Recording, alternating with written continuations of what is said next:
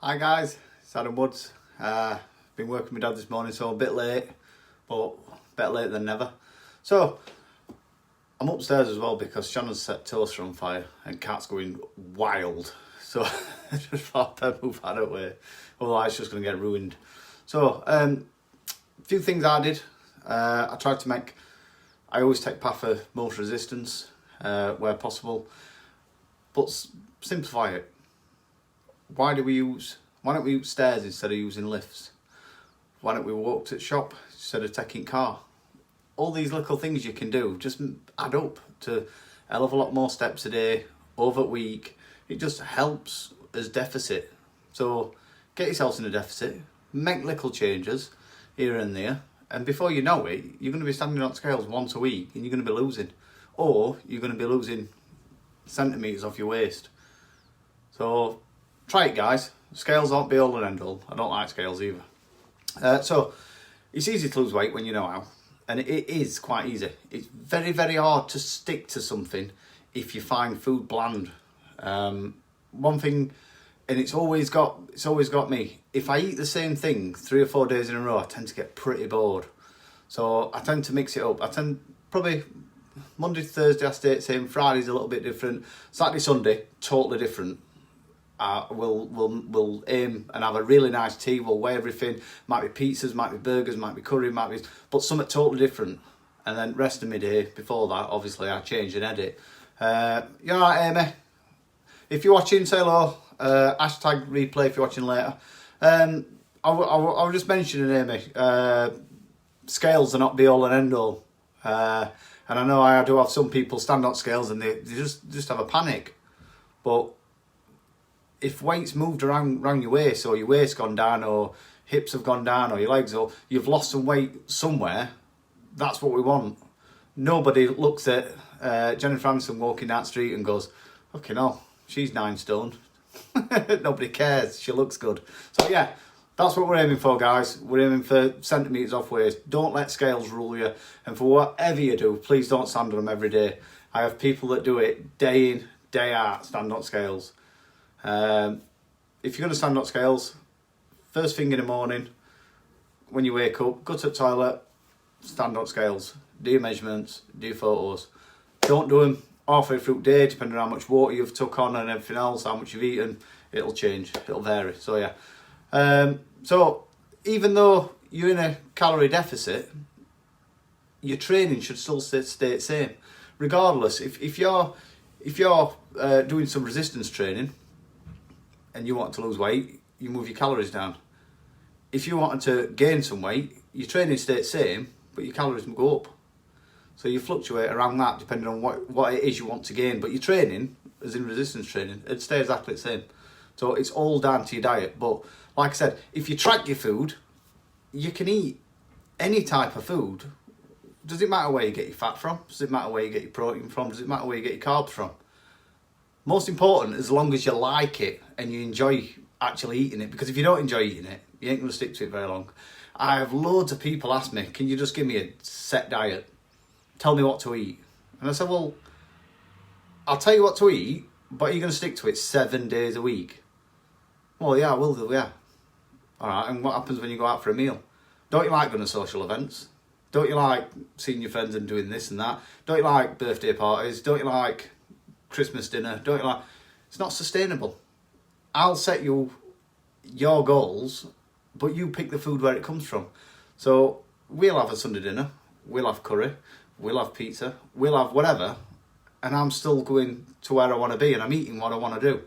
And it's balance at the end of the day. So that's what I teach you guys. I teach you to look after yourselves, regardless of what it is you're going to be eating. If you find yourself stuck and you're in Greggs, you're going to be able to make quite an educated choice and still lose weight at the end of the week, and you've had a Greggs. It's not that bad, is it? Whereas if I just give you chicken, broccoli, rice, it's like brainwash. That's not how it works. It's not how it works. And it's not sustainable. So don't ask, guys. If anybody asks me for a set diet plan, I won't give one. I don't care how much money you give me, still won't give one. So we have to have balance. So a few people's asked me, how do I pick myself up sometimes? Because I always have bad days. I do. And not every day starts great. Sometimes I might get up out of bed a bit late, whatever. Music, get a banging tune on, get it on headphones, in-house, turn it up, get it loud, and just get sweaty doing something. Some kind of exercise, or get my headphones in, go for a walk, whatever. As soon as I come back, I just feel like a new person. So it's something to take on, guys. Music's brilliant. Get yourself out, enjoy outside. Don't put telly on in the morning and sit there for 2 hours, because then it just ruins your day. And it does me every time I do it. I sit there for hours and I think, I just can't be bothered. Get up, get it done, get out, get some music on, and go for it. You'll soon feel better. If you have a great morning, rest at day carries on great. So yeah, common issues, people that... I've got quite a few people that ask me. They're not part of my plan, but they tend to ask me quite a few questions. So, or they're struggling. Now, when you struggle with a diet, any diet that you're on, it doesn't matter what it is, and I'll speak to you quite truthfully, it doesn't matter if it's keto, Juice Plus, Slimming World, Atkins, 5-2 diet, fucking, Mr. Mosley's 800 calorie, never going to stick to that plan. It puts you in a calorie deficit. Everyone puts you in a calorie deficit. So regardless of which one you pick, it's a calorie deficit. So that you do need to be in a calorie deficit, but choose how you want to do it. Is Juice Plus sustainable? Well, are you going to ever stop taking Juice Plus? Because if you are, then what are you going to do? You're going to go back to normal? More than likely. Keto, can you sustain keto for it? No, you can't. I'm not being funny. Keto, if you can get into ketosis, you're going to be 5-7 days, maybe even 10 days. And that's eating absolute minimal protein, carbs. So if you get there and then, I don't know, eat a bagel, you instantly got to start again. Is it sustainable? Definitely not. So this is why I teach you guys. I want you to look after yourselves, and I want you to be able to go out, social events, do what you need to do, and enjoy it, and still lose weight. If you're watching, say hello. If you're watching later, #replay. So yeah, another common issue. People tend to fail to track all the food.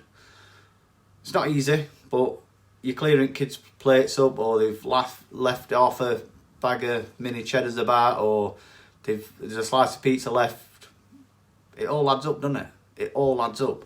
And I were always under the impression that it don't matter how much I train, because I train hard, and I did do hard. I was 6-7 days a week. Sometimes I'd go twice on a Saturday. I trained a lot. So I thought I could eat whatever I wanted. More full me, because I got myself, I'd clapped quite a bit of timber on, weren't happy, and I couldn't for life of me then get rid of it. So yeah, what you need to do, guys, count everything. If you get into a routine of doing it, more you do it, easier it becomes. So keep doing it. It's like Facebook. People use Facebook all day, every day, so you can use it with your eyes closed. You start using MyFitnessPal and tracking food, you'll do it with your eyes closed. You'll do it. It don't take any longer than making whatever you're going to make anyway. Another common issue, people tend to not always get really any exercise in, if it's steps or just a 30-minute everyday bit of exercise. You've got to try and balance your food. So, like I said, I were exercising a hell of a lot, but then I were eating a hell of a lot, and it weren't balanced. You put you in a calorie deficit, you don't need to be spending hours in gym, you don't. And you're going to be making changes pretty much in first week. You're going to be able to start see changes. If it's in tape measure or see it in mirror, you're going to start seeing it. And if you carry on doing that, just your half an hour a day, you're going to start seeing a lot of changes coming. So get it out your heads that you need to spend hours in gym. Get it out your heads that you need to go to a gym, because you don't. You eat right, you follow your calories, you track it. You don't need to be doing a massive amount. Yeah, that's all I've got for you guys. So it's Laura energy balance. Eat too much, put weight on. Eat less. People said, don't they, I eat really well. But how do you know what well is? If you're putting weight on, It doesn't matter where you're getting calories from, you're just eating too much. It's non-negotiable. You're eating too much. So just think about that, guys. And if you need to, check your BMR out, find out for yourself what you should be eating, track some food and see what happens. If you struggle, give me a shout. Right, thanks, that's all I've got.